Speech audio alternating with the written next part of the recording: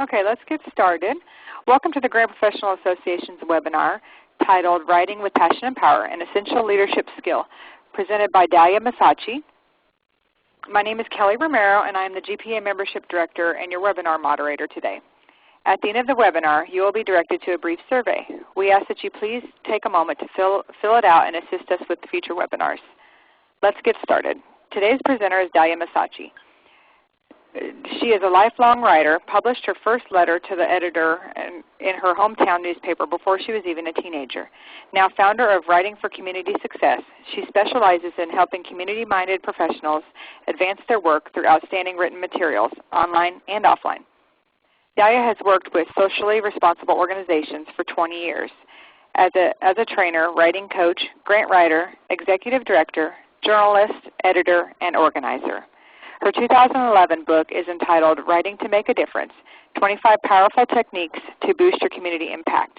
We also have that book on sale on our GPA website. Her website and free e-newsletter are at www.dfmassachi, which is dfmassachi.net. Dalya, please feel free to begin your presentation. Thank you so much, Kelly. I'm excited to be here, and I'm ready to interact with all the folks here on the call. So let's get started with my presentation here. And as Kelly mentioned, it is based on my book, Writing to Make a Difference. At the end of this presentation, there's going to be a special discount for people who are here at the webinar. So in addition to the fact that the book is in the GPA bookstore. So let's move on to, let's see. Okay, having a little delay here. Okay, great.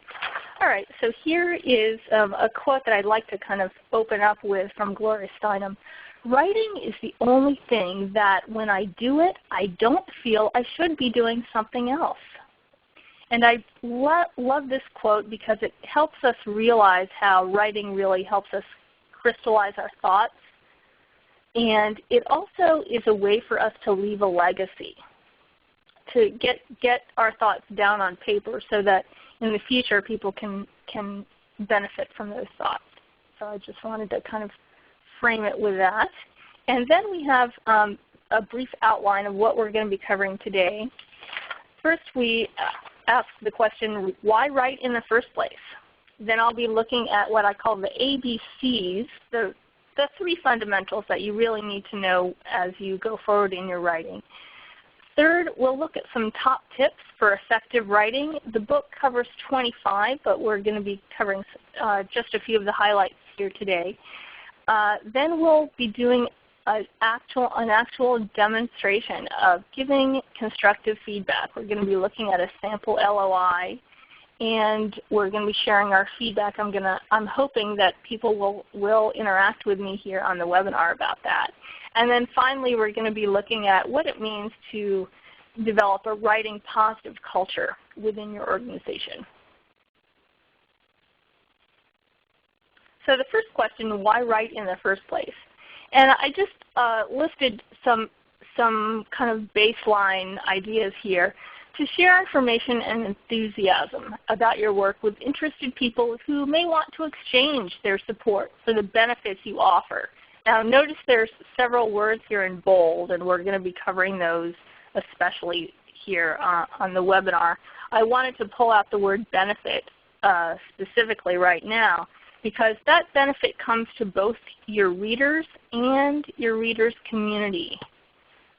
So it's not just the traditional what's in it for me, but it's really beyond that. It's kind of what I like to say, what's in it for me and us, the community.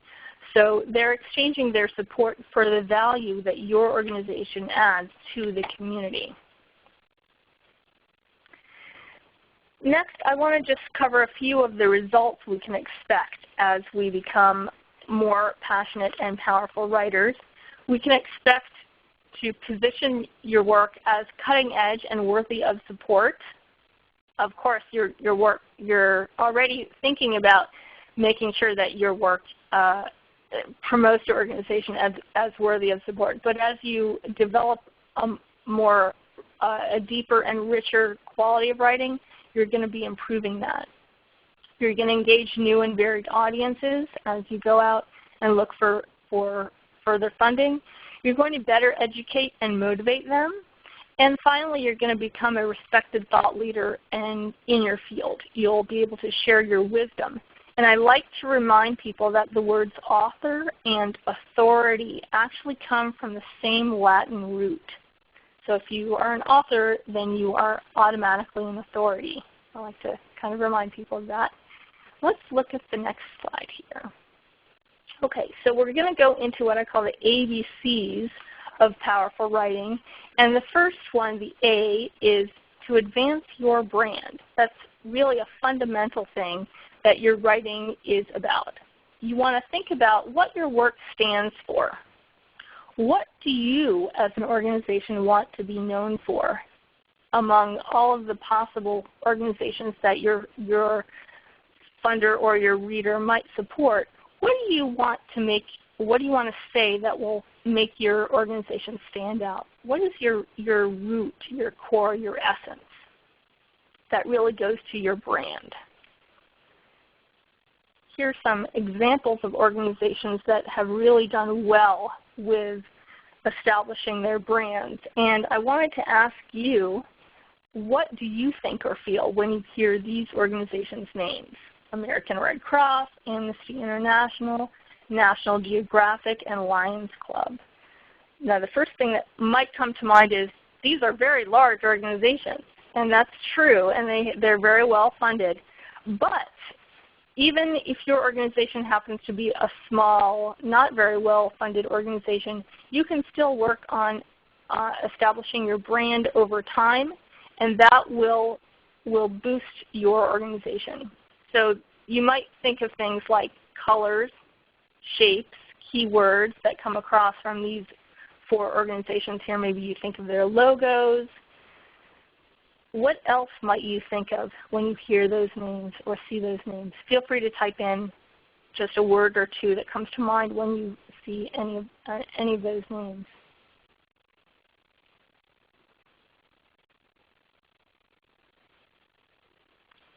Do we have any? Okay, service. We have from Marcia. Anyone else have a word that pops into mind? I think that's the only one so far. All right, thank you, Marcia. Marcia thinks of service when she hears of these organizations, and that's a great thing. That in terms of a brand, that's kind of a general word, but for your organization, you would want to go a little more specific than service. But that's a good start to kind of think about what is the core, what is the essence of your organization. Let's move on to another big part of branding, which is developing your uniqueness as an organization. So the idea here is that you want to think about what makes your organization so powerful that people start talking about you, that you really stand out in the field. Now, there are lots of ways that you can do that. I just have listed 4 possible things to get you thinking about what might be your unique selling point. You may work with underserved clients in a location that perhaps is underserved. You may have outstanding credentials or experience on your staff. Perhaps you're working with lots of other organizations in the community and you're playing a unique role in that collaboration. Or perhaps you're dealing with an issue that has been troubling your community for some time, and perhaps you have an unusual way of dealing with the problem, unusual solutions. So that may be another unique point about your organization. So the question here that I like to ask to help people think about the uniqueness that they represent, when someone hears about your work, what images, feelings, and ideas do you want them to associate with you? What's amazing, special, and inspiring about your work? Now, some keywords may be popping to mind, and those words will help you in your branding. So the A of the ABCs is advance your brand. Let's move on to the B, which is engage your specific readers. Now, my guess is that you're writing for perhaps more than just this list of possible readers: funders, clients, journalists, activists, colleagues, researchers, web surfers. I wanted to ask you to type in maybe one or two other audiences that you know that you're writing for. And remember, they could be very specific audiences. Maybe funders is kind of the general term, but specifically, what subgroups of people might you be writing for? Take a moment now, just type in one or two words.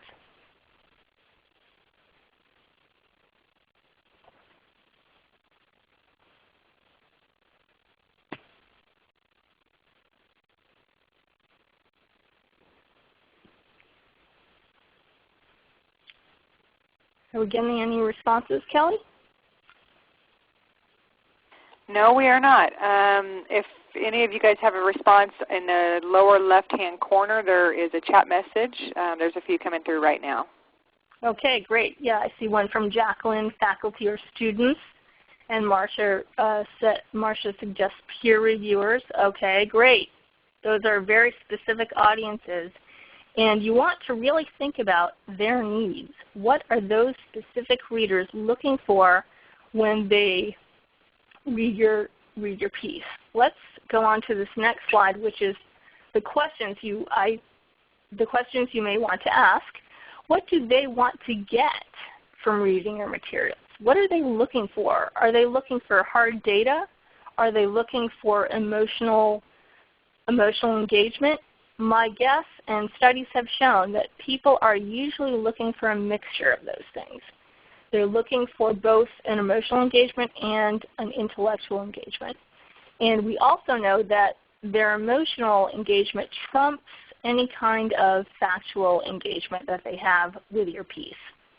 They may say differently, but we know studies have shown that they actually are looking for that emotional piece to whatever you're writing. So remember that you want to always pair those two, emotional and informational or intellectual engagement at the same time. The other question I have here, what problems are your readers facing, and how can you help solve those problems? Now, again, they may be thinking about problems for themselves individually, but most likely they're thinking about problems in their community. So how can you frame it as a solution to the problems that they're facing? Here I have an example of investors, and investors can really mean anyone: foundation, program officers, individual major donors, etc., whoever you might be thinking about as your ultimate reader. We know these are some things we know about investors kind of in general. They want to invest in your work, and they want to see it done in the community, but they can't do it themselves on their own. They need to partner with your organization to do that work in the community. So they have that background and concern, but they might not know your unique niche. That goes back to the uniqueness of your organization's brand. What can you provide, or how can you provide it in a unique way that they may not know about? So they may need a little education there. We know they're time pressed, so they want concise things as much as possible. They want inspiration from your vision. They've been around the block a lot, right? They're looking for that inspiration just like anyone else is. They're looking for that good match between their goals and priorities and your goals and priorities, your organization's. So they're looking for that really strong match, really strong connection between what they're looking for and what you do. And I don't encourage people to kind of fudge this. This is really kind of the crux of the matter. If that match exists, you want to really highlight that. If it doesn't exist, then I would suggest that you think about moving on and looking for a better match there. Next, we know that they're looking for a trustworthy investment. That is, they want to be able to trust you. They want to have assurance that you're going to follow through with what you say you're going to follow through with. And they want it to be an investment that has a return on their investment, or social return on their investment. So they're looking at it kind of in that way. It's not so much a donation or a contribution, it's more of an investment. So I encourage people to think of it that way.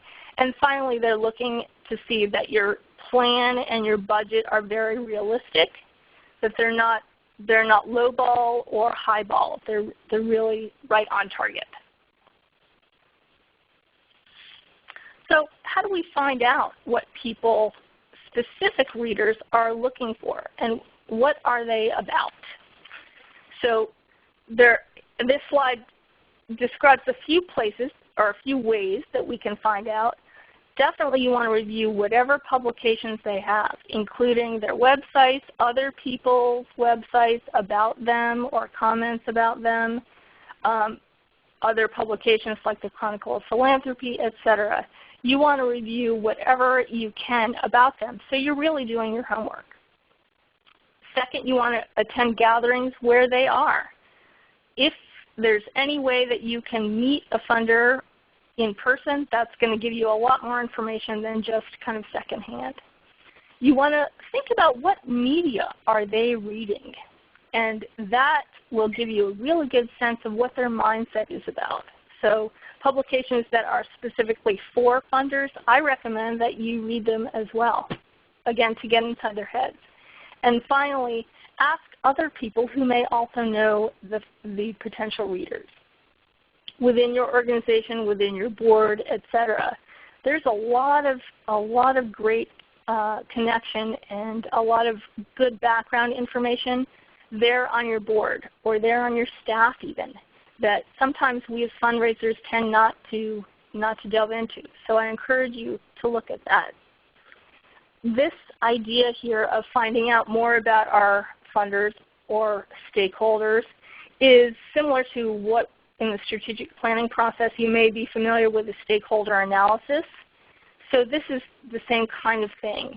In Writing to Make a Difference, I have something called the Reader Inventory, which offers a model on how to track this type of important information.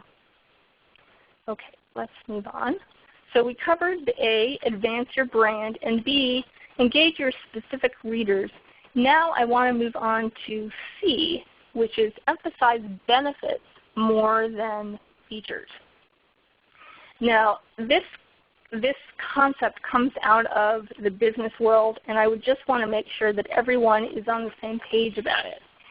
So when we talk about features, we're talking about components or characteristics of what you offer, basically your services or programs. Now, those things are great to talk about, but the funders are really interested in kind of digging deeper, the next level below that, which is the benefits. How do those programs, services, features, how do those things improve the lives of people in your community?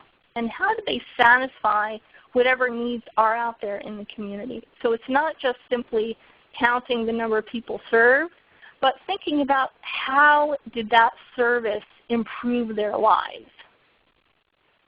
So it's not just the what, but also the how.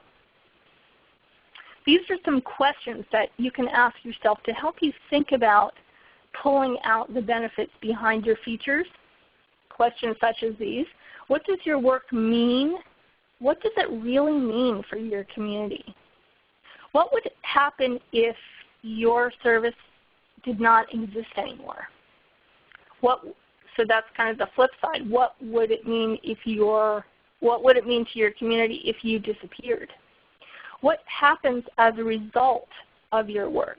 So oftentimes funders will talk about results or outcomes, and that's what they're looking for. They're not just looking for the outputs, the things that you do and the immediate things that come out of what you do, but the benefits, the longer term, widespread results. Another way of thinking about that is to think about your whatever features or programs you might offer and ask yourself, so what about each one? How does that program, service, feature, how does that lead to something better for my patients, my clients, my community. Another way to think about it, as I referred to earlier, is not just what's in it for me, but what's in it for me and us, the community. I have an example here in the next slide from an organization that offers massage for cancer survivors. And they talk about how a donation of $100 will buy a new clinic massage table. Okay, that's a component of their work, right? The massage table and the massage program, those are all features. I'm going to ask a so what to that.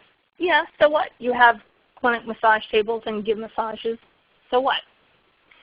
The answer might be, so our volunteer therapists can provide 50 additional revitalizing healing massages per week to cancer patients in our community. Okay, but still kind of on the feature level.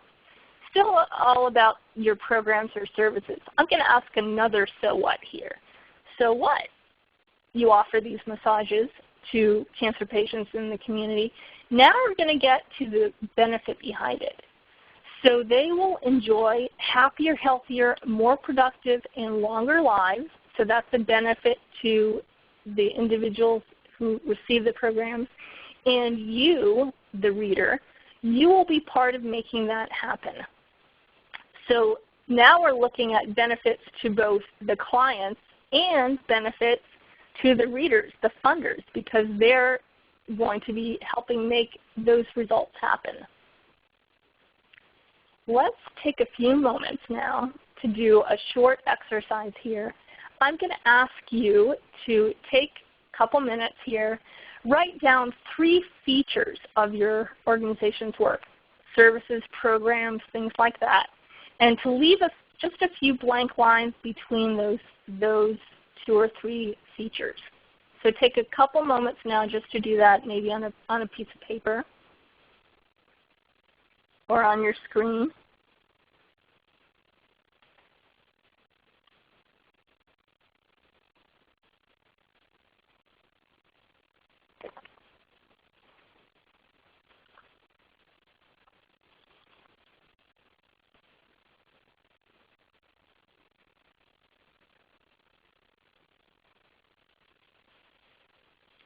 Okay, hopefully you've had a chance to write down just a few features, 2 or 3 features or program services that your organization provides. Now let's do step 2 of the exercise. You left a few blank lines underneath each feature, hopefully. In those blank lines, think about writing down at least one benefit that each feature provides. Benefit to your readers' community, or even the environment. You can ask yourself, what's in it for them? What difference will that service or feature make?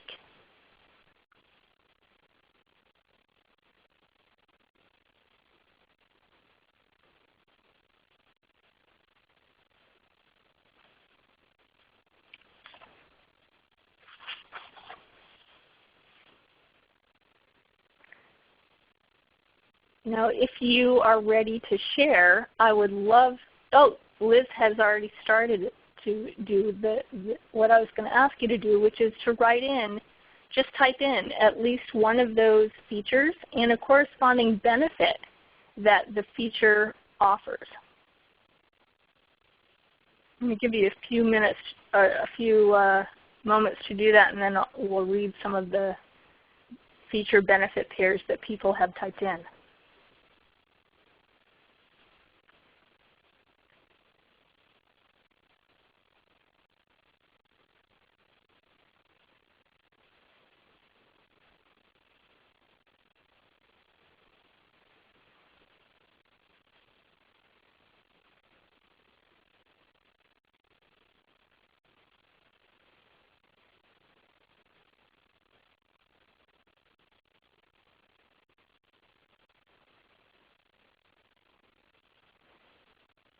If you want to add something to what you've typed in, Liz, please feel free to do so. Okay, I see. Great, you added something. And Amanda's putting something in. Excellent.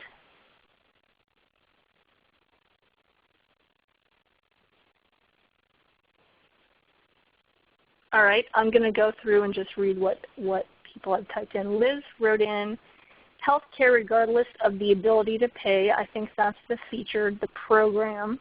And the benefit is healthcare to the poor and uninsured who often suffer from chronic diseases. Okay, great. So she was thinking about, okay, what's the program, the service, healthcare regardless of ability to pay, and so what? What's in it for my community to have that service or that program, healthcare to the poor and uninsured? Now, I would ask even another level of so what. Remember in the last slide we talked about 2 levels of so what. I wonder if we can ask another so what to Liz's benefit here. Why or how does that help the community to have health care for poor and uninsured who suffer from chronic diseases? So what? What's the big deal about that? That's the question that I would ask, to go a little deeper on Liz's benefits, just to go see if there's another benefit hiding underneath there. Let's look at Amanda. She wrote in, her feature is trees for wildlife. That's the program. Okay, great. And the benefits are the so what. What's in it for them? What's in it for my community? Plants trees, gets kids outside, educates kids. Okay, great. So she's thinking about what's the benefit to the community that comes out of the Trees for Wildlife program. Again, I would ask to see if we can go even one step deeper. So what? That we have trees and we get kids outside. How does that help the community? So that might go into things like childhood obesity that you're working to combat that. You may be thinking about the benefit behind educating kids. Like why is it important to educate kids in this way about trees and wildlife? What is the benefit to the community? Okay, and Liz writes in, I think that was the answer to kind of the so what to her healthcare for the poor and uninsured. She wrote, increases overall health of community and reduces overall healthcare costs, particularly reduction of emergency room costs. Okay, great. All right, excellent, Liz. Thank you. So you're starting to get a little bit deeper into the benefit, not only for the individual clients, but for the community itself. Great. Thank you. All right. Well, I hope that little exercise spurred some thought and got you thinking to, perhaps after this webinar, think about maybe another 1 or 2 programs or services, and again, think about the benefits, and maybe ask yourself, so what? Maybe even twice, so you can go down, keep digging deeper until you find the absolute benefits that you're going to want to talk about in your writing. Okay, now I'm going to move on to some powerful writing techniques that I feature in my book, but I'll talk about some of the most passionate and powerful ones here. Okay, so I love this quote from Anne Loring. Good writing does not come from fancy word processors or expensive typewriters or special pencils or handcrafted quill pens. Good writing comes from good thinking. And that's what we're all about. The ABCs that we just covered, the advance your brand, speak to your specific readers, and go from features into benefits. Those things are all part of the planning process or the pre-writing process. So now that we've gone through some of that thinking, now we can think about what are some specific ways that we can use that thinking or use those planning tools and go forward into our specific documents. So the first one definitely is to share stories. Now I talked earlier about how important it is to not only intellectually engage your readers, but emotionally engage them. And stories are the way to do that. So the idea here is that stories often trump facts and should always accompany the facts. here, stories basically capture the essence of your work, and they do that by offering short themes for your readers to actually see in their mind's eye, and they offer quotes so they can hear from people who are similar to your clients, people they care about. So the idea here is to think about the benefits, again that word, not just the features, but the benefits that they're experiencing. What results are they finding in their lives? What outcomes are they getting? And why are those outcomes important? What does that mean to them in their lives or in your community's life? So the next thing I'd like to say about stories is to think about, excuse me, how you can put your reader into the story. The idea here is again, to get away from you, the writer, and your programs and services, and to kind of turn the tables. Think about, how can I make my writing centered on my reader's needs? What he or she is looking for. So one way to do that is to start thinking in terms of you, as if the reader were sitting across from you, across from your desk. As you type, they're right there behind your computer. So you're looking at them, you're thinking about what they're about, and you're writing to them.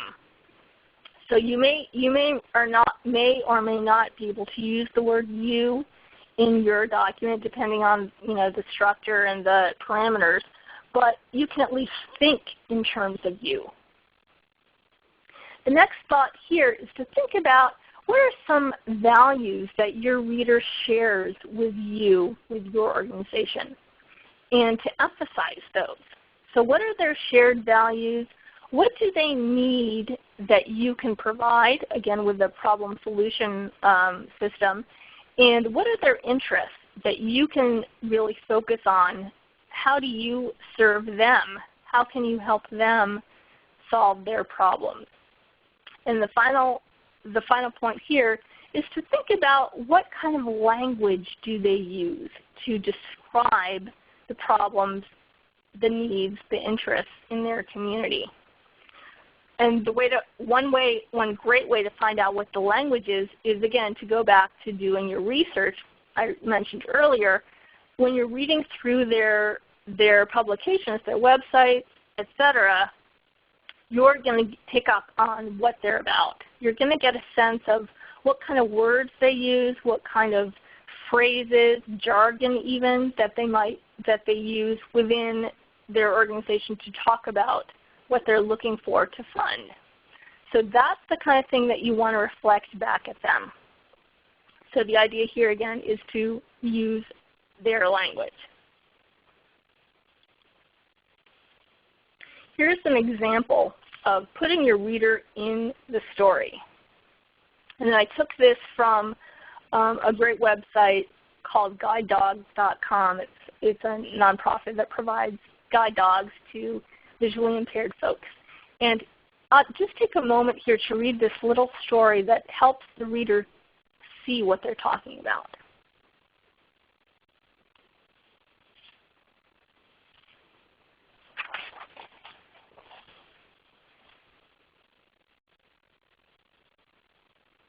I'd love to hear from a couple folks out there, just what comes to mind? What kind of feeling do you get after reading this story?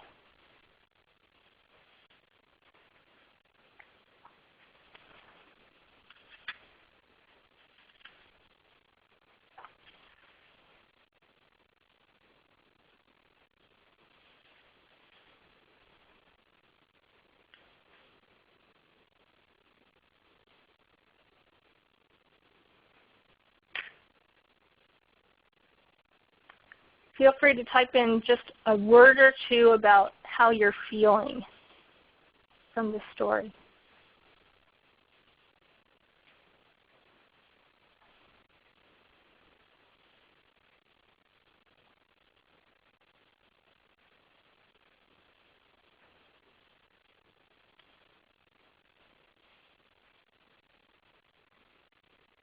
Any thoughts or words come to mind?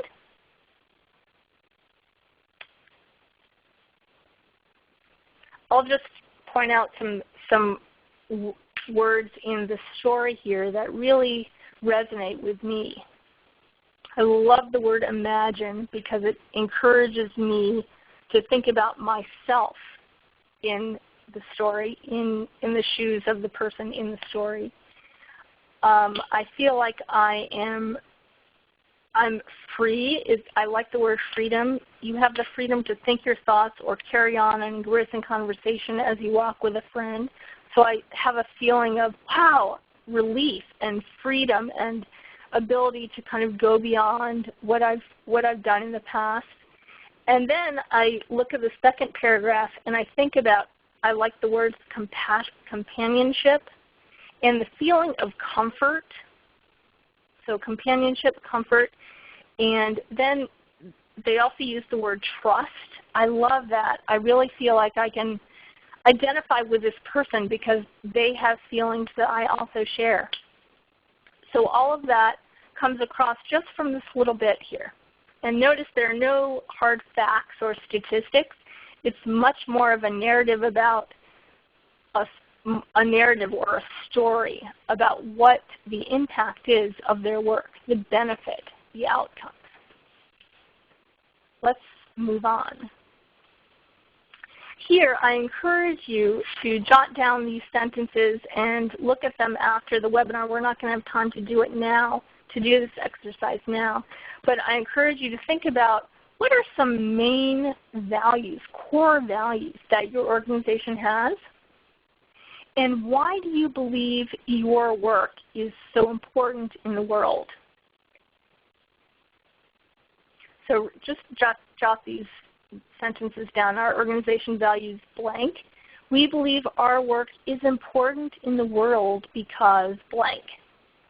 And then after the webinar, I encourage you to take a few moments and fill those in, because this slide, these two sentences, will help you think about very specifically what your values as an organization are, and then you're looking to match those with a funder's values. So if you have them kind of written down right in front of you, you can always keep them in the back of your mind when you're doing research on funders, when you're doing prospect research, etc. Think about, you're looking for funders who share those values, who you can then highlight to match with them. This next tip, I encourage you to think about how can you engage both the head and the heart.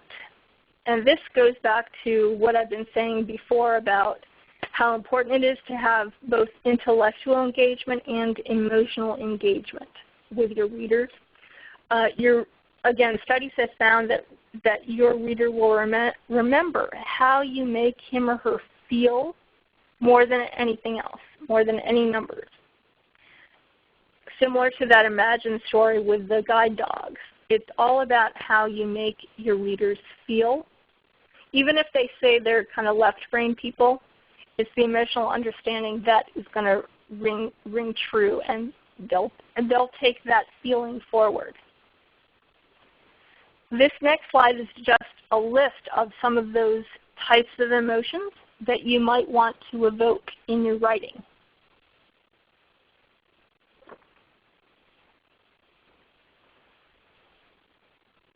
We're all familiar with these.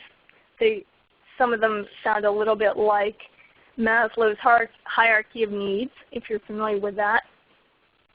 These are the types of things that you're going to want to make sure that you focus on and talk about in your documents. Next, you want to demonstrate your own passion. You are in your organization for a reason. Probably not just the money, because as we know in the nonprofit sector, money is hardly a motivator. So if you have passion, I encourage you to express it. there in your writing. Ask yourself, what makes you most passionate and inspired about your work? It's likely that whatever does it for you is going to be part of what you want your reader to focus on. Your reader is likely to share at least some of those values, some of those highlights that make you so passionate. So let it shine through, and I have some suggestions here to kind of help your passion come through, or help encourage it to come out. The first idea here is to transcribe what you would say to a respected friend, someone you really know and respect. What would you share? What are some of the best parts of the organization that really motivate you to want to be there? It's kind of like acting a host by giving them a tour of your organization. What would you highlight? If you could kind of bring along a video camera, what would you focus on? What would you make sure that they see? And the other pointer here, don't dwell on the details that they may or may not want to know. You're really trying to home in on the exact things that they want to know, in general. So it's kind of the general overview, but you also want to focus on just a few details that you think would be of most interest to them, not everything.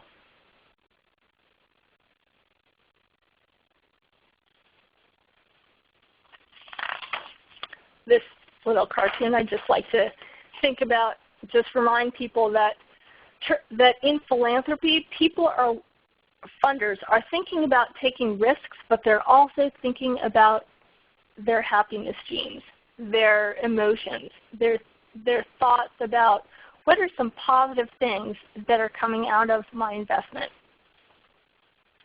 This slide reminds you to show and not just tell.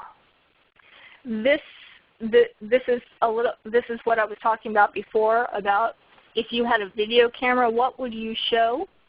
It's not just, so you're thinking about word pictures, not saying something not like affordable housing and good nutrition, but what is the word picture behind that? Can you show me a roof? Can you show me 3 healthy meals a day?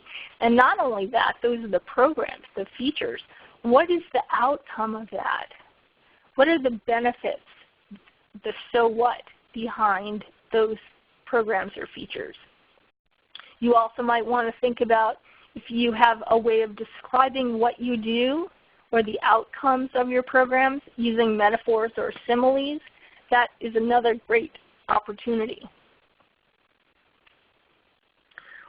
Another way that I like to think about this showing and not just telling, think about car dealers. If you wanted to rent or buy a car and you went into a car dealer, they would not just tell you about the car, right? They wouldn't tell you about all the features.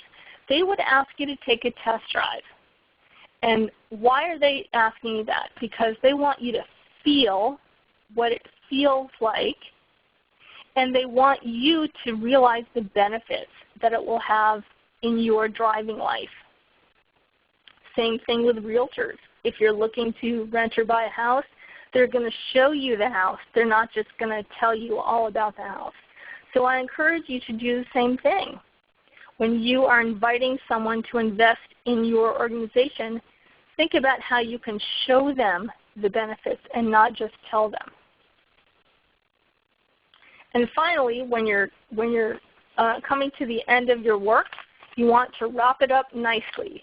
You want to think about this quote from Brenda Euland. You have to hold your audience in writing to the very end, much more than in talking when people have to be polite and listen to you. They don't have to when you're writing. So you want to sum it up and wrap it up nicely so that you're leaving them with a thought or a feeling that will carry on. So these are some questions you can ask yourself. If your readers were to take away just one thing, what would it be? And usually that one thing is going to be some kind of emotion. I encourage you to run a quick test. Reread your opening and closing, and think about how do those two pieces frame your piece. do they act kind of like bookends? So you're introduced to the piece, then you read the piece, and then the ending should kind of close it out for you. And make sure, of course, that you include your ask in your ending. Now, these are just a few tips about making sure that your piece is polished before it goes out the door. First thing is you want to cultivate conciseness, and I like to say less is more. So Ben Franklin, notice it's Ben and not Benjamin. Ben Franklin says, never use a longer word when a short word will do. Now, I wrote down here, sentences should be 20 words max. Nowadays, it's a little bit less than 20 words. In journalism, we have kind of stuck to the rule of 14 words per sentence. And 14 words is not a lot. So this could take some practice to get your sentences down to 14 to 20 words. But I highly encourage you to do it. They're much more readable and more actionable when they're short. People can skim them, which is the last item here on this slide, KISS with an extra S. Keep it short, simple, and skimmable. People these days do not read, they skim. And that means we have to write for that reading style. I'm just going to go back up here to the second bullet, no freeloading words. Freeloading words are what I call words that are just kind of stuck in there. They're not doing any work. They're just kind of filler words. Or they may kind of enhance, or not enhance, but embellish your points beyond what you really need. So remember I talked about asking the question, so what, to get behind the features into benefits. You can also do that with your sentences. Look at each word or sentence and say, so what? Is it really important for it to be here? And if not, you know what to do with it. Get rid of it. Next, I encourage you to proofread.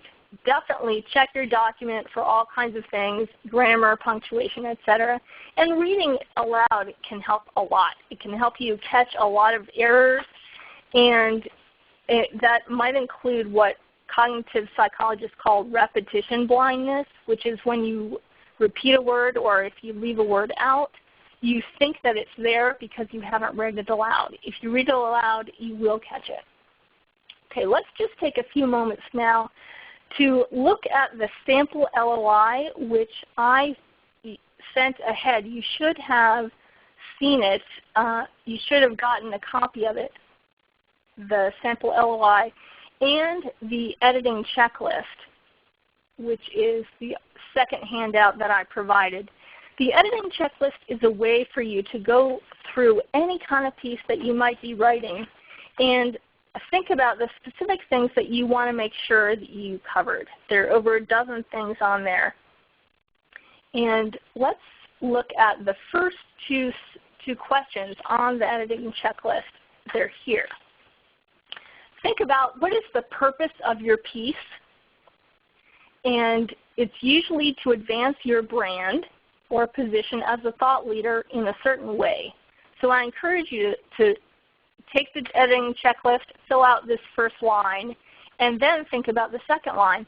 The piece aims to engage its specific readers in what way? And who are they? So we were talking earlier about the specific readers that we have in mind. So I encourage you to write them down right there on your editing checklist so you can always refer to them as you're writing the piece. All right, so just taking a couple minutes now to look through the sample LOI. I encourage you to type in any thoughts you have about this opening part of it. Take a moment now and then type in at least, just a thought about what you think of this.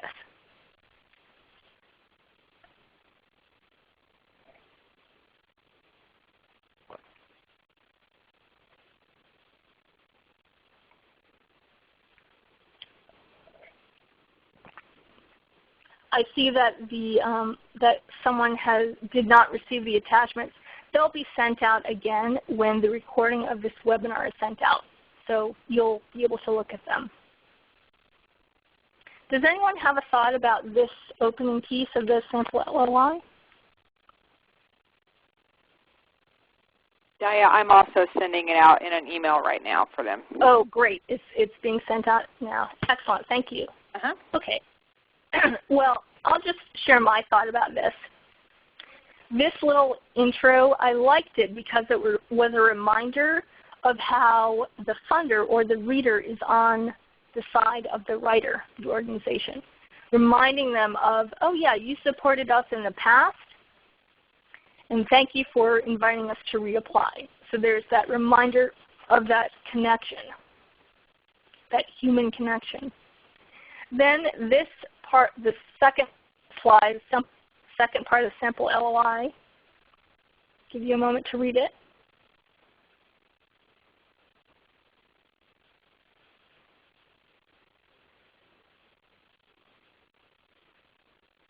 Okay, Jacqueline says, good information but not as engaging as it could be.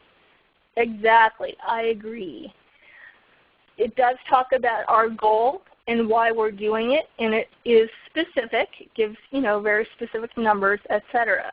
But it doesn't really tell why this project is unique, which is a key part of what you want to communicate. Then it goes into the specific approaches that are taken in the program. I think it's great that it talks about the program features. Hopefully it will get to benefits also. Then we have this slide. It does focus on the benefits. It focuses on the benefits to the students and the community and not just the features. So that's a great thing. It moves from features to benefits. We could even do another kind of level of benefits, another so what on this slide. So what for each of these 4 points? Why are those things important to the individual clients and even the community? Then moving on, this is kind of a dense part of it. But you'll see that it speaks to shared values and interests with the funder. But again, why is this being done? Why do this program in the first place? We know that this will result in a better equipped workforce and will strengthen the community as a whole. Okay, that's starting to get into deeper level benefits. So that's great. You're really focusing on not just features but benefits kind of in a deeper level, deeper way. Connecting the dots for the funder. And then this next one, I believe this is the end of the sample LOI. It talks about, it gives some great statistics, but again, it doesn't talk about stories. It doesn't give me an emotional engagement into what the organization does and what are the outcomes. So yeah, I see these numbers, but what do those numbers really mean? That's my question. Okay. So that's just an example of the types of things that you can do with any kind of document that you might be writing. Think about the editing checklist items and the questions that we've posed here today. Finally, just a moment, I'm going to just talk about encouraging a writing positive culture at your organization. This idea kind of builds off of the idea that you're going to be focusing on your own writing, but you can share this idea of the editing checklist and focusing to work together to focus on your writing. So this idea here is to encourage not only yourself to do this writing practice on a deeper level, but to share it throughout your organization. These are some very quick tips on how to do that. You might want to choose someone else in your organization or your department to be your writing buddy. You might want to share the editing checklist. And I encourage you to carefully consider all comments because everyone is an expert on how the document hits them. There's also something in my book called writing workouts, which are similar to some of the exercises we've done here today. There are many more of them to encourage people to get in there and get their hands dirty with some of the lessons that we cover. Finally, I want to talk about a free offering that I have that's that are 2 Wednesdays per month called Writing Wednesdays. It's a free opportunity to submit your writing, and we can all give each other feedback. The website is right here, writingtomakeadifference.com/community. And speaking of that, this is my last slide. It's the special discount that I'm offering for folks on the webinar through this Friday on writingtomakeadifference.com/GPA. That's where you can get a discount, a special discount on the book. And I'll turn it back over to you, Kelly. Thank you. Everybody definitely check out that book. That was one of our top sellers at our annual conference this year. It's a great book. Okay. At this time you should have the survey in front of you. I'd like to ask each of you to remain with us a few moments longer and complete the short survey. Please take a moment to evaluate the webinar and provide GPA with comments for our future webinars. That ends our webinar. Thank you to our presenter, Dalya, and for her time and willingness to share her information and expertise. Also, thanks to all of you who have attended. We're glad that you can join us and hope that the session was very helpful for you. Please take the time to visit our GPA calendar and view our future webinars in 2012. Thank you all and have a great day. Thank you, Kelly. Bye, everyone. Bye. Thank you. Please stand by.